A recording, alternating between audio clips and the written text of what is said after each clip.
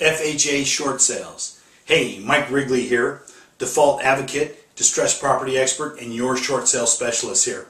Thanks for joining us again. This week I got a number of calls about FHA short sales. So let's talk about FHA short sales. They're a little bit different than a traditional or a HAFA short sale in that they're overseen by the Department of Housing and Urban Development, or HUD. HUD rules and guidelines are very unique.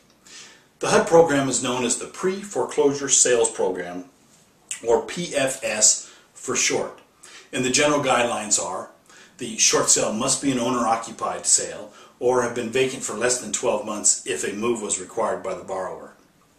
It must be an arm's length transaction. It must be an as-is sale.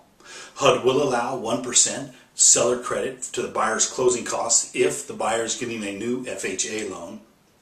They'll allow $1,000 for relocation assistance to the mortgagor, or in some cases for loans that are serviced by Bank of America under a separate settlement, those relocation assistance could be as high as $4,000. You can check with your servicer on that particular point. HUD allows only $1,500 towards release of the junior liens, which could be a sticking point depending on the amount that the second is owed, if there is a second. HUD also requires that the borrower will be 31 days or more delinquent on their mortgage at the closing to be considered. Now, not initially, but when it closes escrow, got to be 31 days or more late. But at the same time, their guidelines say, under no circumstances, and I quote, under no circumstances should the mortgagor be encouraged to default on their loan for the purpose of participating in the pre-foreclosure sale program. Sounds goofy, but remember, this is a HUD program. It's a government program. They also do look for hardship documentation of either a reduction in income or increase in their expenses. You're going to have to prove the hardship more than just my house is worth less than what I owe.